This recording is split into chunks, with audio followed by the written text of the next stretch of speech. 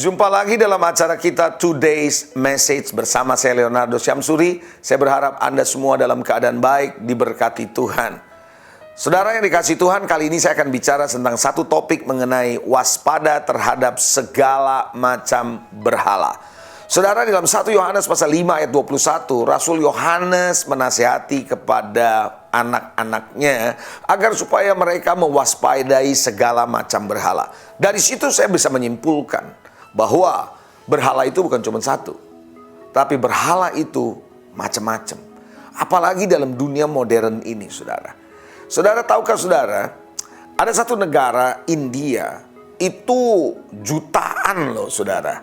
Dia punya berhala. Jadi apa saja bisa jadi berhala. Beras bisa jadi berhala, kerak bisa jadi berhala. Saudara, apa saja yang dia lihat kalau dia anggap itu bisa membawa keberhasilan atau keberuntungan, bisa melindungi dia menurut pikirannya, itu bisa menjadi berhala. Nah, saudara yang dikasihi Tuhan, Keluaran 20 ayat 3, jelas hukum Taurat berkata, hukum yang pertama adalah tidak boleh ada ilah yang lain.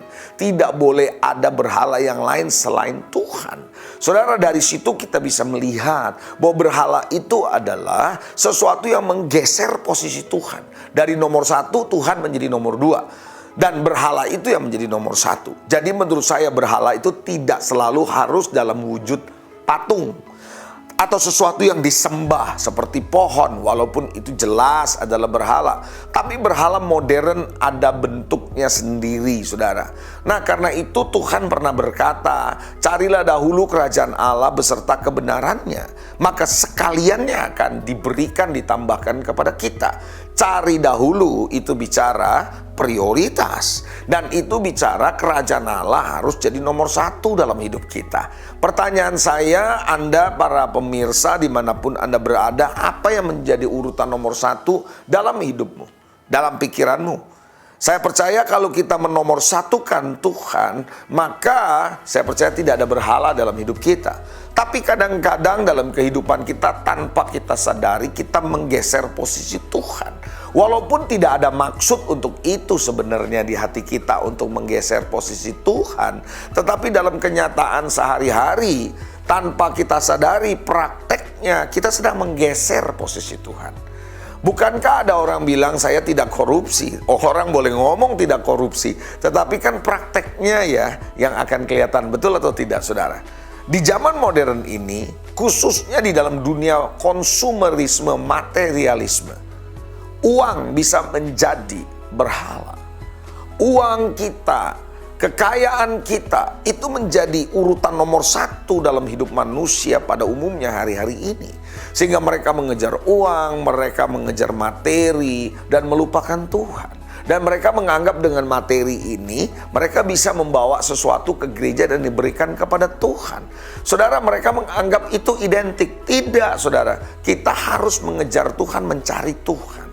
Hal yang kedua bisa menjadi berhala bagi kita adalah hobi. Ada orang yang punya hobi, saya katakan bahwa hobi tidak salah. Maaf ya, saya tidak mengatakan bahwa manusia tidak boleh punya hobi. Tapi yang sering terjadi adalah hobi itu menggeser waktu Tuhan, waktu kita cari Tuhan.